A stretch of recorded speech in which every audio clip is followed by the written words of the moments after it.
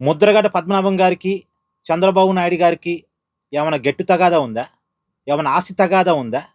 వాళ్ళ మధ్య ఉన్నది రాజకీయ పరమైన తగాదా మాత్రమే కదా! నిజానికి ముద్రగడ పద్మనాభం గారు చాలా కాలం పాటు తెలుగుదేశం పార్టీలో పనిచేశారు. ఎన్టీ రామారావు గారి కాలంలో పనిచేశారు. చంద్రబాబు నాయుడు గారి హయాంలో పనిచేశారు.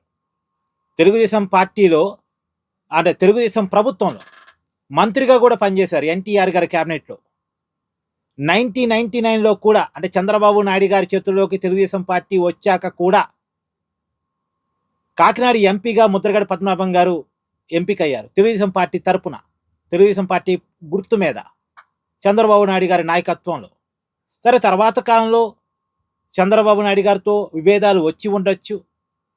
ఏదైనా రాజకీయపరమైన విభేదాలే కదా! ఇప్పుడు ముద్రగడ పద్మనాభం గారికి, పవన్ కళ్యాణ్ గారికి ఏమైనా విభేదాలు ఉన్నాయా? ఏమన్నా గెట్టు తగాదానా? ఏమన్నా ఆస్తి తగాదానా? ఉంటే గింటే రాజకీయ పరమైన విభేదాలు తప్ప వ్యక్తిగతమైనటువంటి కక్షలు, కార్పణ్యాలు, తగాదాలు ఏమి లేవు కదా! ఈరోజు ముద్రగడ పద్మనాభం గారికి గౌరవార్థం ప్రభుత్వ లాంఛనాలతో అంత్యక్రియలు చేస్తామంటే అతని అనుచరులు కావచ్చు, అతని కుటుంబం కావచ్చు కాదు అన్నది. ఎందుకు కాదు అనాలి? ఈ కాదు అనే స్టేట్మెంట్ ఎవరిచ్చారు? జక్కంపూడి రాజా ఇచ్చారు. అంటే వైసీపీ నాయకుడు. ఏంటి అంటే చివరికి ఆయన చనిపోయిన తర్వాత ఆయనకి గౌరవం రాష్ట్ర ప్రభుత్వం తరపున అఫీషియల్గా ఇస్తా ఉంటే కాదు అని వైసీపీ చెప్పడం అంటే ఆ కుటుంబాన్ని తమ ట్రాప్లో పెట్టుకోవడం అంటే ఏమనాలి ఇక్కడ? సరే పోనీయండి, అధికార లాంఛనాలు వద్దన్నారు, పక్కన పెట్టేయండి. తర్వాత ఒక క్రాంతి, ముద్రగడ పద్మనాభం గారి కూతురు. సరే, తండ్రితో గొడవలు ఉన్నాయో లేవో అది కుటుంబ విషయం మాత్రమే. నాకు తెలిసి గొడవలు ఏంటి? గొడవలు ముద్రగడ పద్మనాభం గారు పోయినసారి ఎన్నికల సమయంలో తీసుకున్న పొలిటికల్ స్టాండు ఈ క్రాంతి గారికి నచ్చలేదు. అంటే ఆయన స్టాండు ఆయన కూతురికి నచ్చలేదు. నచ్చకపోవడం కామనే కదా!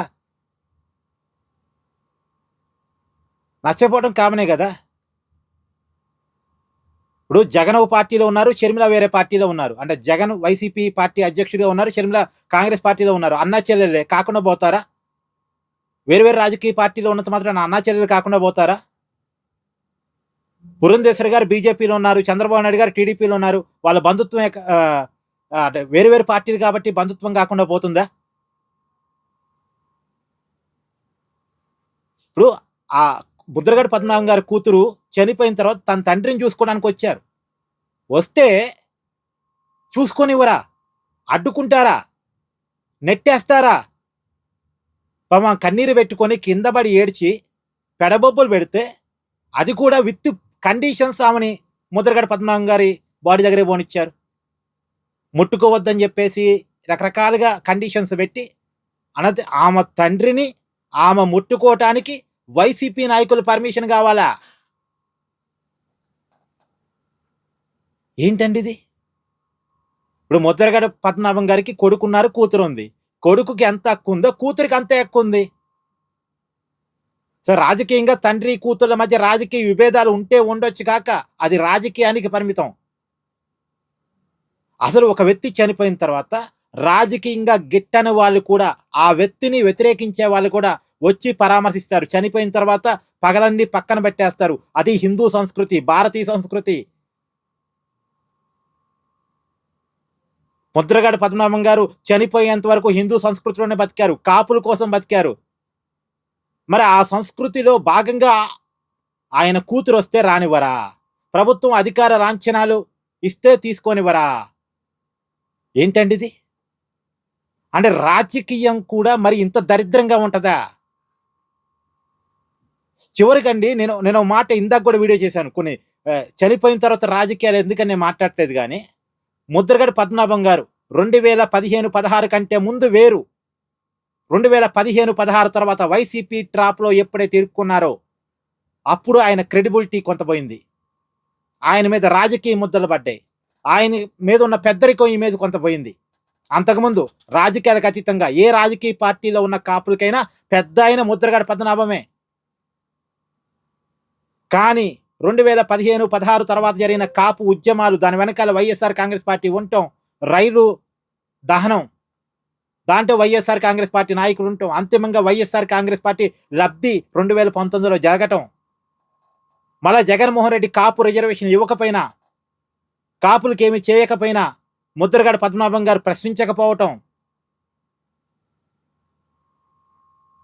పైగా 2020లో అఫీషియల్గా ముద్రగడ పద్మనాభం గారు నేను కాపు ఉద్యమం నుంచి తప్పుకుంటున్నానని స్టేట్మెంట్ ఇవ్వటం, ఇవన్నీ జగన్ కోసం చేసినవి అనే ఒక రాజకీయ ముద్దలు ఆయన మీద ఉన్నాయి, కేవలం వైసీపీ ట్రాప్ వల్ల.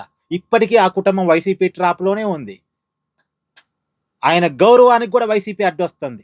ఆయన పేరును చెరిపేసింది, ఆయన పేరులో రెడ్డి పేరును చేర్చింది, ఆయన గౌరవాన్ని తగ్గించింది, ఆయన పెద్దరికాన్ని తీసి పక్కన పెట్టింది, చివరికి చనిపోయిన తర్వాత కూడా ఆయన గౌరవాన్ని కూడా ఆయనకి దక్కకుండా చేస్తుంది.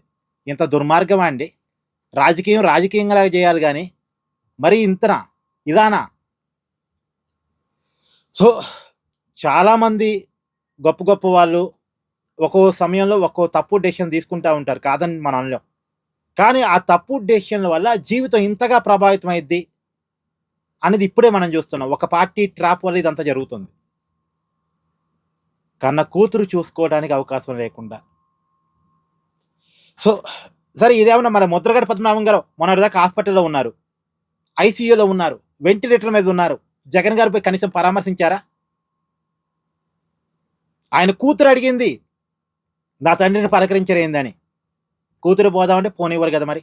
ఇప్పుడు చనిపోయిన తర్వాత బాడీనే చూడనివ్వట్లే. కానీ ఒకటి మాత్రం వాస్తవం, ఎవరి ప్రేమ ఏంటి ఇక్కడ బయటపడింది, ఎవరి ఆలోచన ఏంది ఇక్కడ బయటపడింది, ఎవరి స్వార్థం ఏంటి, చావును కూడా రాజకీయాలకు ఎట్టా వాడుకుంటారన్నది ఇక్కడ బయటపడింది. ఏమంటారు? కామెంట్ చేయండి.